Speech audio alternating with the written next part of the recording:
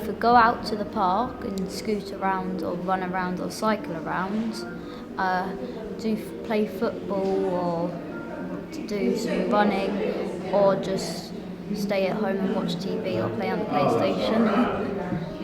How do you think people up to the generation just after the war, what would they have done? Probably they would have spent quite a lot of time outside in their gardens or with friends, and then when they're inside playing, like my mum used to say when she was younger she had to play board games most of the time, and that's what my granddad always says too. I did do some slightly different things to that, and I remember one of my favourite places to go was the local tip, and I would find bits of bike because we couldn't afford a bike, and so I found a frame one time, and I found a couple of wheels another time, and got pedals, and gradually managed to build a bike up. The only thing I didn't get were tubes and tyres, so I had to ride the bike on just straight rims. Hello, this is a rubble bear, and it has the button eyes and them, and it has a pointy head and shrapnel there. And it's also got a concrete body made from concrete dropped from bombs. And oven gloves, arms. And a shrapnel arm because they run out of oven gloves in the shops. And also they have shrapnel legs because that's all they could find laying around because of the bomb. I also managed to find the bits like an old pram wheels and bits of wood and what have you, and build a cart that I could go down the hill on. Sounds really fun. Yeah. The go-kart. So then, here we have a metal beam stretching from wheel to wheel, front and back. And then we have little foot places which are made out of old shoes. We do. And then we have pram wheels, yeah. And then Piece of plywood. yeah. And then we have our string here, which you steer with, so you go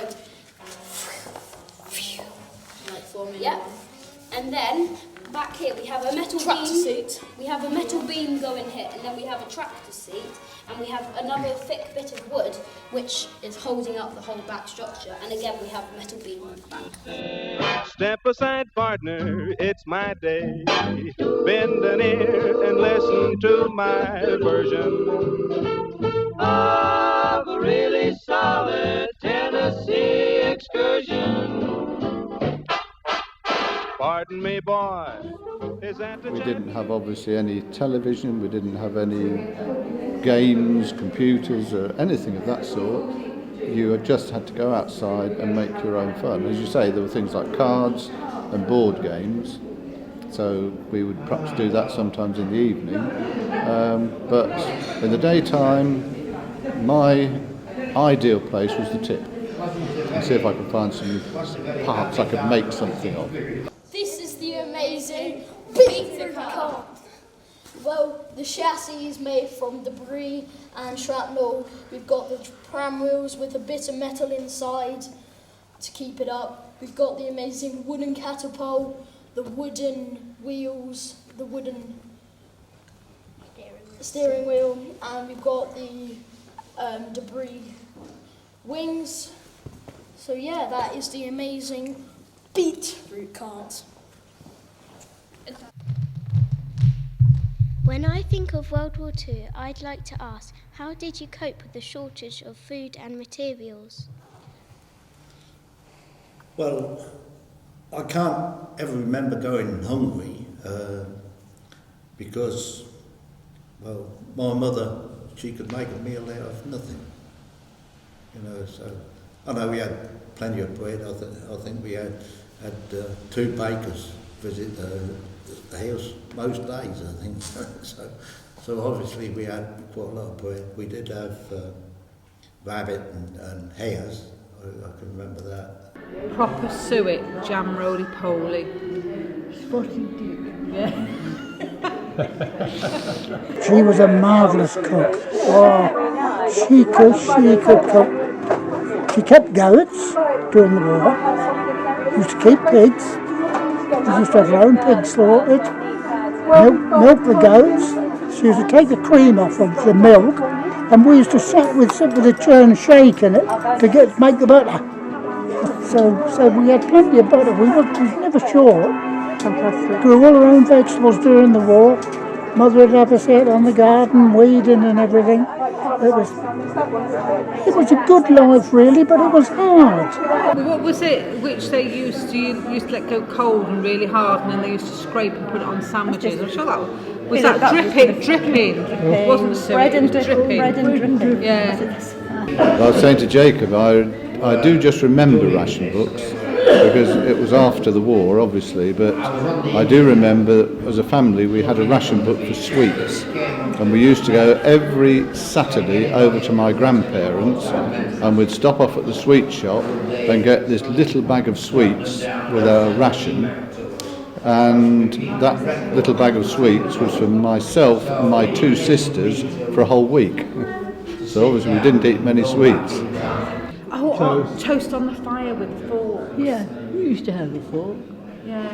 You used to sit there and get yourself too hot. Yeah.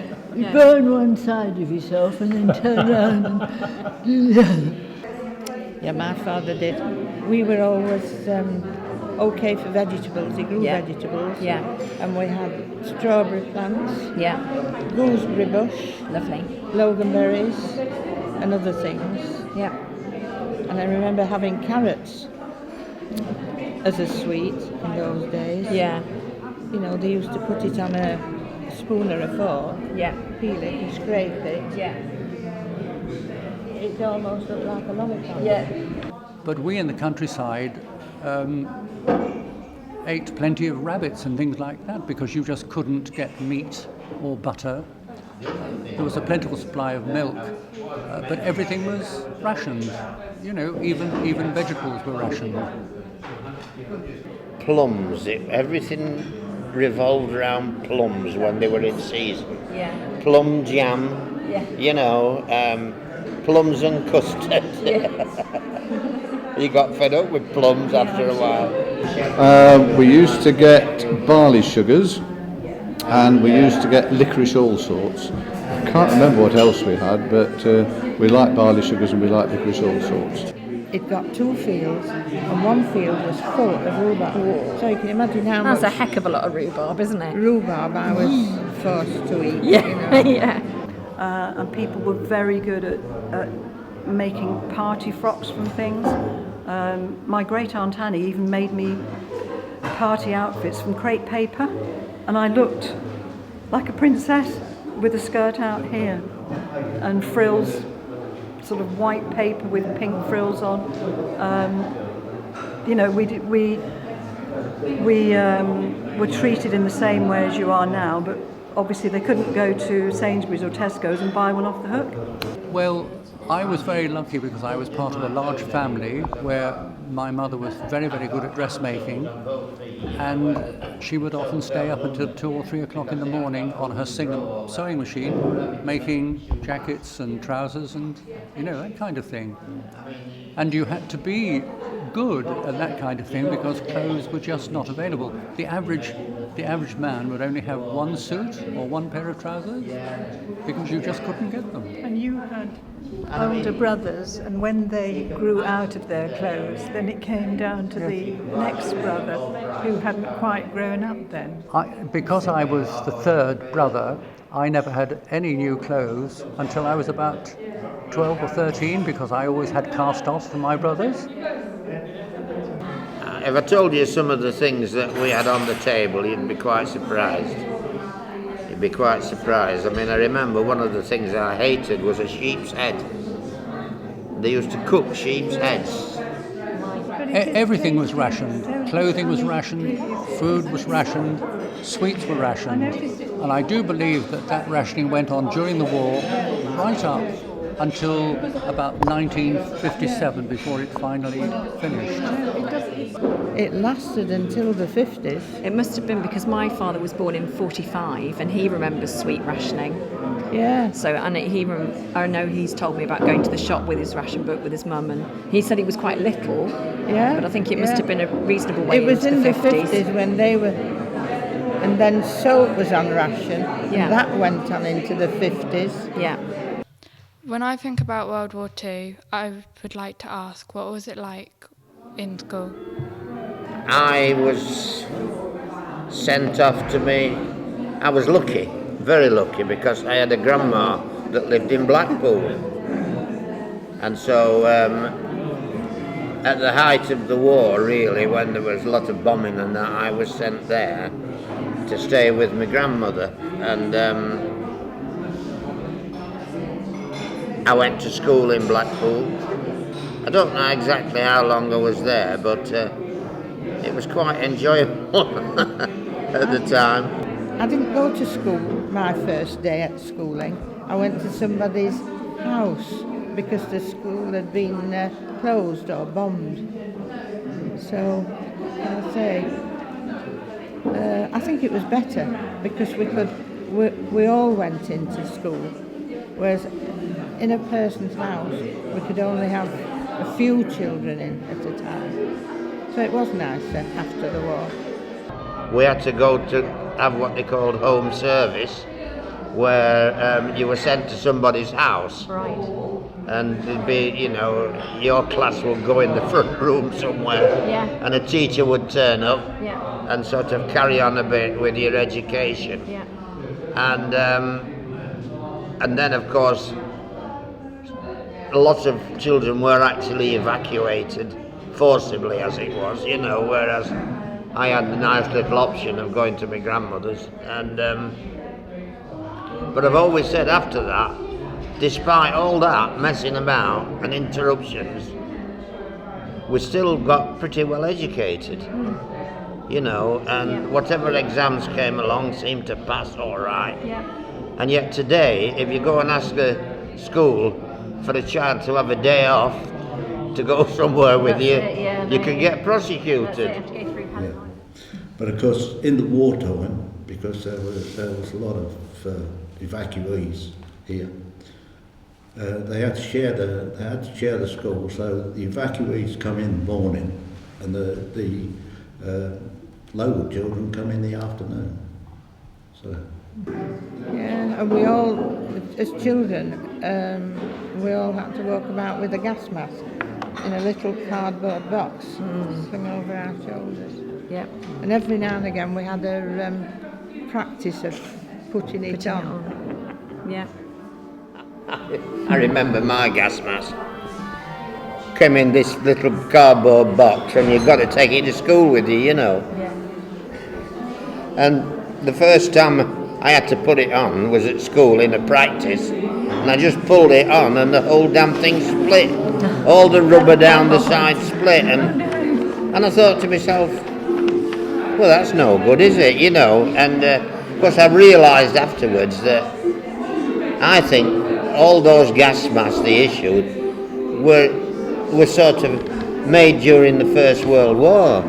There must have been... Because there was a lot of mustard gas used during the war, and of course they thought that as soon as we went to war, the Germans were going to come over and drop mustard gas all over. So all the kids had to have most people had to have a gas mask. Yeah.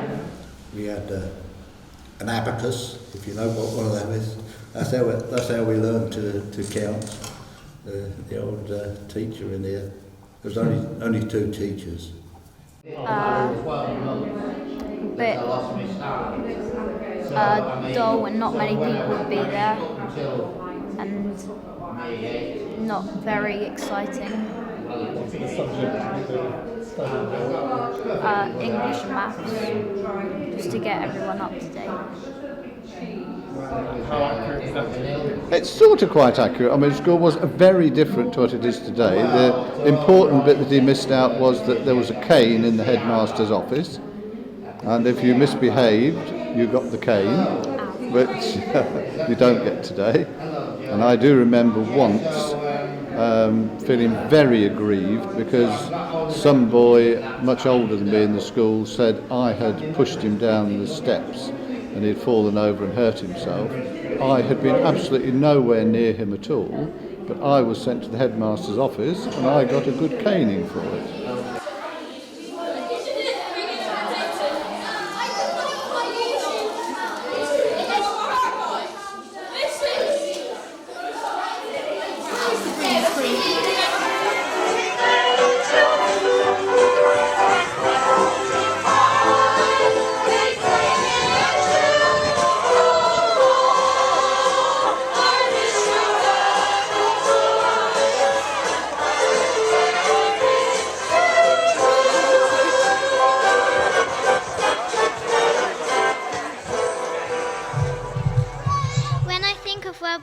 I'd like to ask, what was it like saying goodbye to friends and family? My dad was in the Navy in the war, I think mainly in the Mediterranean, but I know he did go to America and they had to go to pick up a boat and they actually had to travel right across America because they could only get to one side or whatever. They had to travel right across America to pick up the ship to bring it back.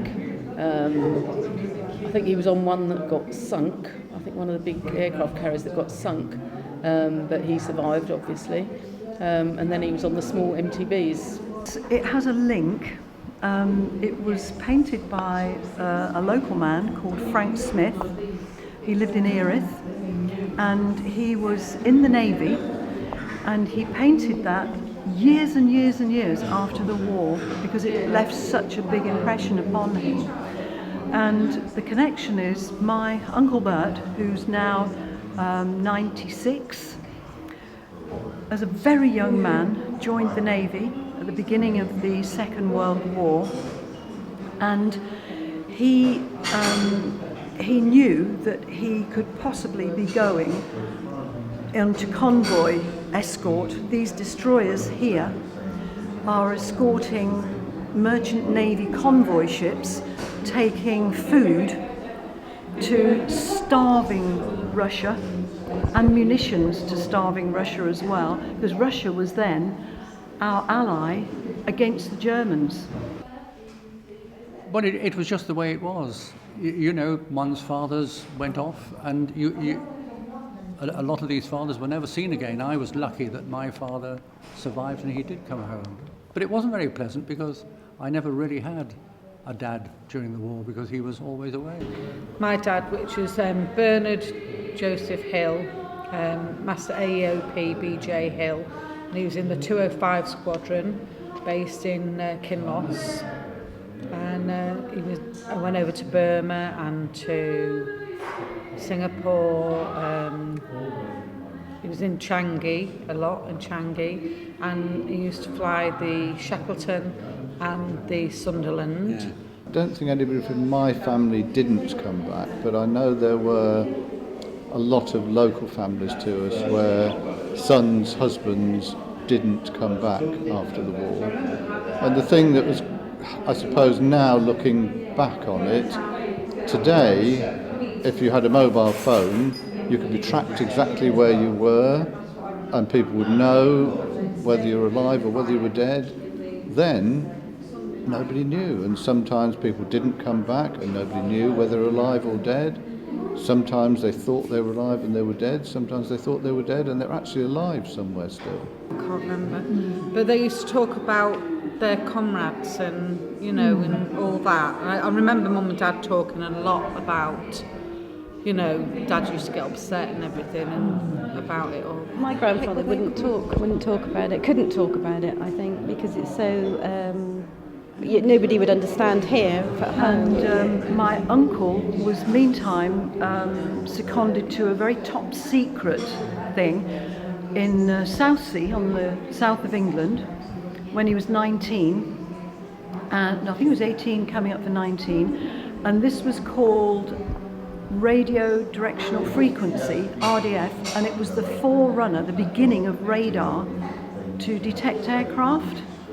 Because the aircraft that were bombing them were German aircraft, and also they were being torpedoed by submarines from underneath. And when an average of 45 ships would go out, 15 to 17 would return. That is the carnage of war. With the brother being in the RAF, Mother knew where he was flying from, when he was flying. She would go out every night, she'd count every plane out, and she'd count every plane in. Because around us we had all the airfields, Oakington, Waterbeach, Whitford, Maple, Mildenhall, Lakenheath, we had them all. We was right in the middle of Wolverhampton, and there was one plane crashed, just off the end of the row of houses where we lived, and he took a field of blackcurrant bushes down when he crashed. Well, you see, in my particular case, my father was an artillery officer, and as the picture here says, that he was down on the White Cliffs of Dover, helping to shoot down the German planes and the doodlebugs and that kind of thing. And occasionally when he came home in a 3-ton lorry, he would bring an awful lot of bits and pieces that came off German planes. I can remember in one of our rooms we had a big propeller that came from a Junkers 88, which was something that he had shot down.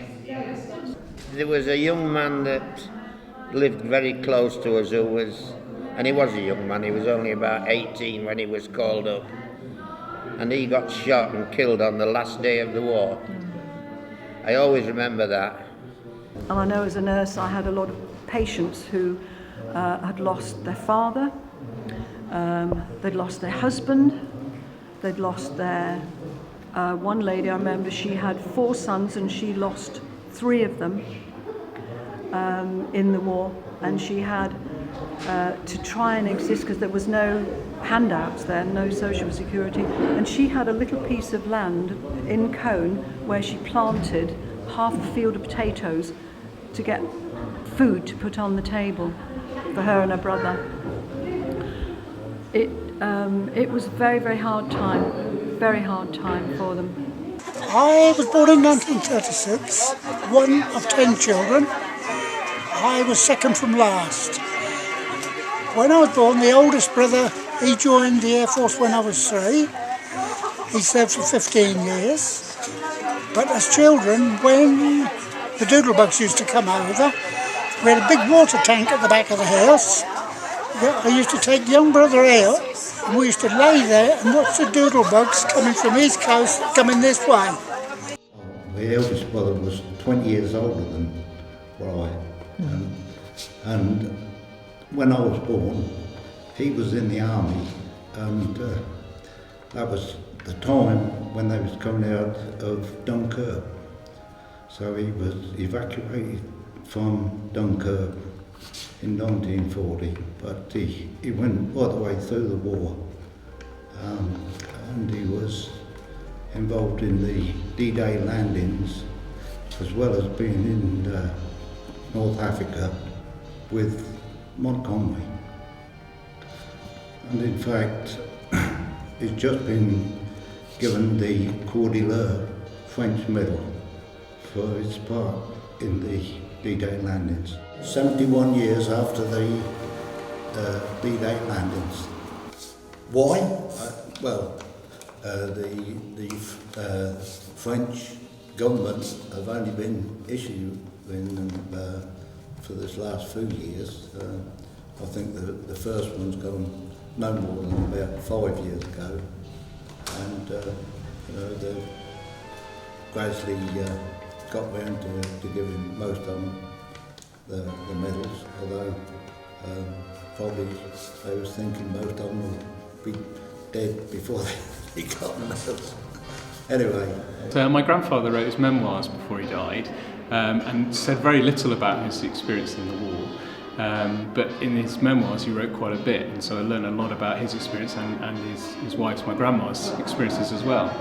He joined up aged about 18, 19 with the RAF, was involved in the radar detection systems, very early ones on the east coast of England, designed some various methods of making it rotate without having to use electricity, so rigged it up to a bicycle and have a man sat on a bicycle to make the radar rotate round, sort of thing.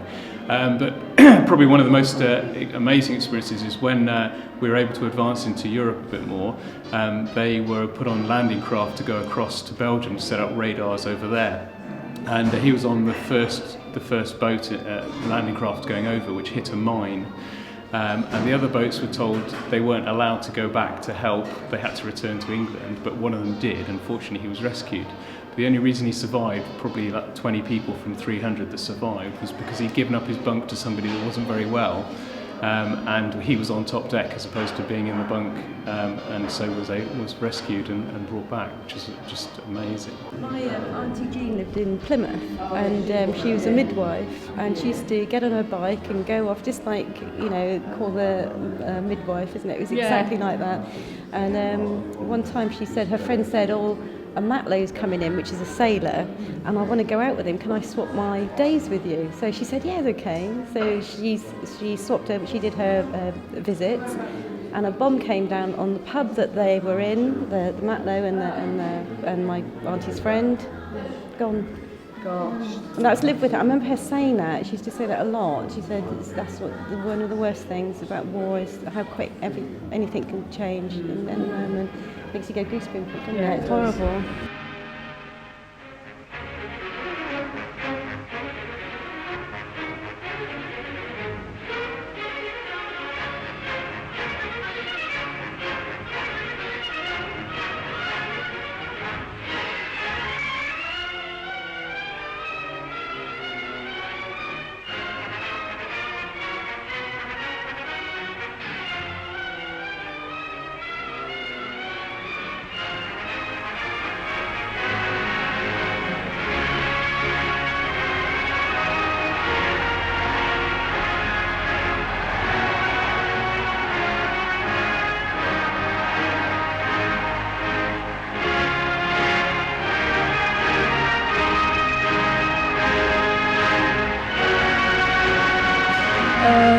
Yes. Yeah, everybody, well, brought something, you know. Everybody did a little baking, jellies, blancmange, few sandwiches, egg sandwiches. Yeah. You know, potted meat. You know what potted meat is? I can remember that there was all the villagers they was all standing round the village green, all arm in arm, and it was one real big circle of people. And the next morning, because apparently they had fireworks, though I can't remember the fireworks, but I went up there collecting all the empty cases because there was, you know, something real new. Never knew about fireworks before then, but I collected all these cases. I mean, I could have only been 5 at the most, but because at that time you could sort of walk around and, you know, well, we was always out, you know, just roaming around really. Chronologically, we think that is possibly Colne VE Day or a May Day ceremony round the end of the war. Where my finger is, I think, is the Green Man. So it's behind you. Behind you, shot from across the Green Man.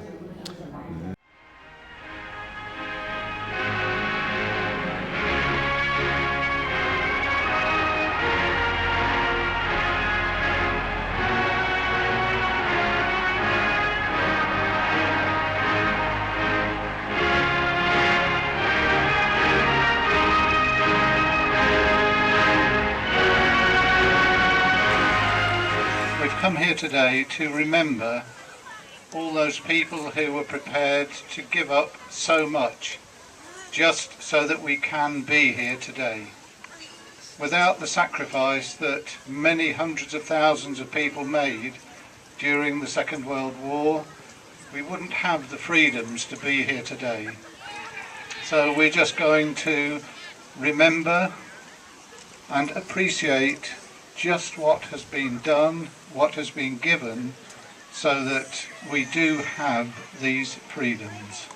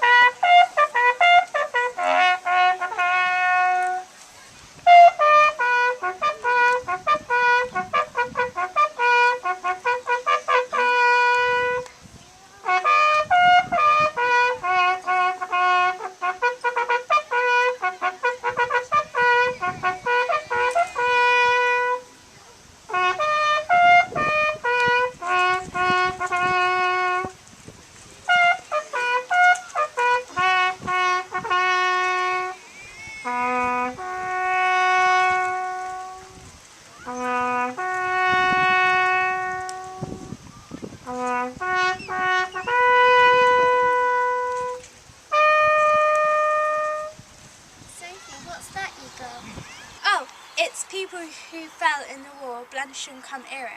Shall I tell you their names? Yes, please. All good. Alexander, Ambrose, Robert William, Ashmore, Arthur, Beck, Henry George, Carman, Arthur Edward, Chapman, Alfred, Chapman, Edward, Enfield, Sydney, Fox, Archibald. Fox, Cornelius, Hedda, Vivian, Hedda, Manda,